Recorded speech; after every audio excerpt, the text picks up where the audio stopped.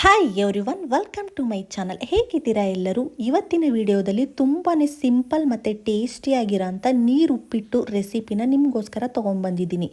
ಇದನ್ನು ಮಾಡೋ ವಿಧಾನ ನೋಡೋಣ ಬನ್ನಿ. ನಾನಿಲ್ಲಿ ಒಂದು ಬಾಣಲಿಗೆ ಮೊದಲನೇದಾಗಿ 1 ಬೌಲಷ್ಟು ನಾನು ಸಣ್ಣ ರವೆ ಬರುತ್ತೆ ನೋಡಿ, ಚಿರೋಟಿ ರವನ ತೊಗೊಂಡಿದ್ದೀನಿ. ನೀವು ಚಿರೋಟಿ ರವನ ಯೂಸ್ ಮಾಡಿದ್ರೆ ಈ ನೀರು ಉಪ್ಪಿಟ್ಟು ತುಂಬಾ ಚೆನ್ನಾಗಿ ಬರುತ್ತೆ. ಅದನ್ನು ಮೊದಲು ಒಂದು 2 ಮಿನಿಟ್ಸು ಚೆನ್ನಾಗಿ ಫ್ರೈ ಮಾಡಿಕೊಂಡು ನಂತರ 1 ಸ್ಪೂನಷ್ಟು ತುಪ್ಪನ ಹಾಕ್ಕೊಂಡು ನೀವು ಲೋ ಫ್ಲೇಮ್ ಇಟ್ಕೊಂಡು ಅದನ್ನು ಸಣ್ಣ ಊರಿನಲ್ಲಿ ಚೆನ್ನಾಗಿ ಫ್ರೈ ಮಾಡ್ಕೋಬೇಕಾಗುತ್ತೆ. ಫ್ರೆಂಡ್ಸ್, ನೀವು ಎಷ್ಟು ಚೆನ್ನಾಗಿ ಈ ರವೆನ ಫ್ರೈ ಮಾಡ್ತೀರಾ ಅಷ್ಟು ಚೆನ್ನಾಗಿ ಬರುತ್ತೆ ಈ ನೀರು ಉಪ್ಪಿಟ್ಟು. ನೋಡಿ ಫ್ರೆಂಡ್ಸ್, ಇದಂತೂ ಬ್ರಾಹ್ಮಿಣ್ ಶೈಲಿನಲ್ಲಿ ಇರುತ್ತೆ. ಈ ಬ್ರಾಹ್ಮಿಣ್ ಹೋಟೆಲ್ಗಳಲ್ಲಿ ತುಂಬಾ ಚೆನ್ನಾಗಿರುತ್ತೆ. ಈ ಥರ ಮಾಡ್ತಾರೆ ಉಪ್ಪಿಟ್ಟನ್ನ. ನೀವು ಒಮ್ಮೆ ಟ್ರೈ ಮಾಡಿ ನೋಡಿ. ಈ ಥರ ನೀಟಾಗಿ ಅದನ್ನು ಲೋ ಫ್ಲೇಮ್ನಲ್ಲಿ ಇಟ್ಕೊಂಡು ಚೆನ್ನಾಗಿ ಹುರಿದು ಒಂದು ಸೈಡಿಗೆ ಎತ್ತಿಟ್ಕೊಳ್ಳಿ. ನಂತರ ನಾನಿಲ್ಲಿ ಒಂದು ಕಡಾಯಿನ ಇಟ್ಕೊಂಡಿದ್ದೀನಿ. ಕಡಾಯಿಗೆ ಒಂದು 5ರಿಂದ 6 ಟೇಬಲ್ ಸ್ಪೂನಷ್ಟು ಆಯಿಲ್ನ ಹಾಕೋತಾ ಇದ್ದೀನಿ. ನೀವು ಜಾಸ್ತಿ ಆಯಿಲ್ನ ಹಾಕೊಂಡಷ್ಟು ಈ ಉಪ್ಪಿಟ್ಟು ಚೆನ್ನಾಗಿ ಬರುತ್ತೆ. ನಂತರ ಒಗ್ಗರಣೆಗೆ 1 ಸ್ಪೂನಷ್ಟು ಸಾಸಿವೆ, 1 ಸ್ಪೂನಷ್ಟು ಜೀರಿಗೆನ ಹಾಕ್ಕೊಂಡು ಅದು ಚಿಟಪಟ ಅಂದ ನಂತರ 2 ಹಸಿರು ಮೆಣಸಿನ್ಕಾಯಿನ ನಾನು ಈ ಥರ ರೌಂಡ್ ಶೇಪ್ನಲ್ಲಿ ಕಟ್ ಮಾಡಿ ಹಾಕೋತಾ ಇದ್ದೀನಿ.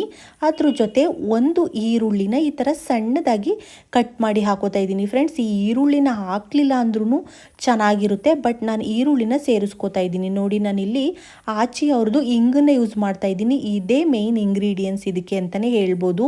ನೀವು ಇಂಗನ್ನ ಹಾಕಿ ಉಪ್ಪಿಟ್ಟನ್ನ ಮಾಡಿ ನೋಡಿ, ಎಷ್ಟು ಟೇಸ್ಟಿಯಾಗಿರುತ್ತೆ ಅಂದರೆ ಸಖತ್ತಾಗಿರುತ್ತೆ. ನಂತರ ನಾನು ಸ್ವಲ್ಪ ಹಸಿ ಕರಿಬೇವಿನ ಸೊಪ್ಪನ್ನ ಈ ಥರ ಸಣ್ಣದಾಗಿ ಹೆಚ್ಚಿ ಅದನ್ನು ಕೂಡ ನೀಟಾಗಿ ಅದನ್ನು ಫ್ರೈ ಮಾಡ್ಕೋತೀನಿ. ನೋಡಿ ಫ್ರೆಂಡ್ಸ್, ಈ ಉಪ್ಪಿಟ್ಟಿಗೆ ಕಡಲೆಬೇಳೆನಾಗಲಿ ಉದ್ದಿನಬೇಳೆನಾಗಲಿ ಹಾಕುವಂಥ ನೆಸೆಸಿಟಿ ಇಲ್ಲ. ನಿಮಗೆ ಇಷ್ಟ ಇದ್ದರೆ 1 ಸ್ಪೂನ್ ಕಡಲೆಬೇಳೆ, 1 ಸ್ಪೂನ್ ಉದ್ದಿನಬೇಳೆನ ನೀವು ಯೂಸ್ ಮಾಡ್ಕೋಬೋದು. ನಂತರ ನಾನು ರುಚಿಗೆ ಎಷ್ಟು ಬೇಕೋ ಅಷ್ಟು ಉಪ್ಪನ್ನು ಸೇರಿಸ್ಕೊಂಡು 1 ಬೌಲಷ್ಟು ನಾನು ರವಾನ ತೊಗೊಂಡಿದ್ದೆ ಅಲ್ವಾ, ಅದಕ್ಕೆ ನಾನು 4 ಬೌಲಷ್ಟು ನೀರನ್ನು ಸೇರಿಸ್ಕೋತಾ ಇದ್ದೀನಿ. ಇದಕ್ಕೆ ನೀರು ಉಪ್ಪಿಟ್ಟು ಅಂತ ಹೇಳೋದೇನಕ್ಕೆ ಅಂದರೆ ಇದು ಸ್ವಲ್ಪ ತೆಳುವಾಗಿ ಬರುತ್ತೆ. ಆದ್ದರಿಂದ ನೋಡಿ, ಈ ಥರ ನೀರನ್ನು ಹಾಕ್ಬಿಟ್ಟು ನೀವು ಲಿಡ್ಡನ್ನು ಕ್ಲೋಸ್ ಮಾಡಿ ಅದನ್ನು ಒಂದು 2 ಮಿನಿಟ್ಸು ಕುದಿಯೋದಕ್ಕೆ ಬಿಡಿ.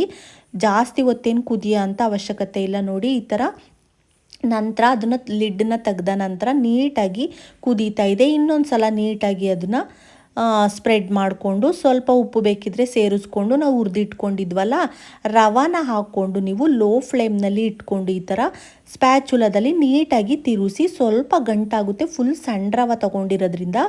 ಆಮೇಲೆ ನೀವು ಸ್ಪ್ಯಾಚುಲದಲ್ಲಿ ಆ ಗಂಟನ್ನ ಹೊಡ್ಕೋಬೋದು, ಏನು ಪ್ರಾಬ್ಲಮ್ ಆಗಲ್ಲ.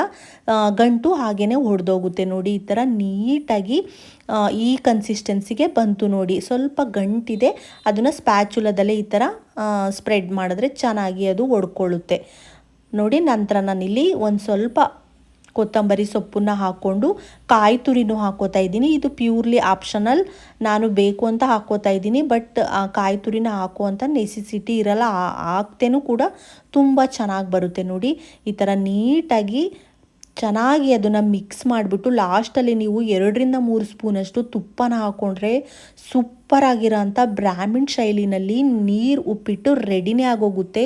ತುಂಬಾ ಈಸಿ, ಇನ್ಸ್ಟೆಂಟಾಗಿ ಮಾಡ್ಕೊಂಬಿಡ್ಬೋದು ನೀವು 5 ಮಿನಿಟ್ಸಲ್ಲಿ. ಸಂಜೆ ಟೈಮ್ ಏನಾದರೂ ನಿಮಗೆ ಅಡುಗೆ ಮಾಡೋದಕ್ಕೆ ಮೂಡಿಲ್ಲ ಅಂತ ಅಂದಾಗ 5 ಮಿನಿಟ್ಸಲ್ಲಿ ಇದನ್ನು ಆರಾಮಾಗಿ ಮಾಡಿಕೊಂಡು ತಿನ್ಕೊಂಡು ಬಿಡ್ಬೋದು. ಬಟ್ ಇದು ಬಿಸಿ ಬಿಸಿನಲ್ಲಿ ತಿನ್ನಬೇಕು. ಲಂಚ್ ಬಾಕ್ಸ್ಗೆಲ್ಲ ಅಂದರೆ ಬ್ರೇಕ್ಫಾಸ್ಟಿಗೆಲ್ಲ ಆಗಲ್ಲ ಇದು. ಸಂಜೆ ಟೈಮ್ ಆದರೆ ಆರಾಮಾಗಿ ಮಾಡ್ಕೊಂಡು ತಿನ್ಕೋಬೋದು. ನೀವು ಒಮ್ಮೆ ಟ್ರೈ ಮಾಡಿ, ಹೇಗೆ ಬಂತು ಅಂತ ನನಗೆ ಕಾಮೆಂಟ್ ಮಾಡಿ. Thank you for watching. Bye.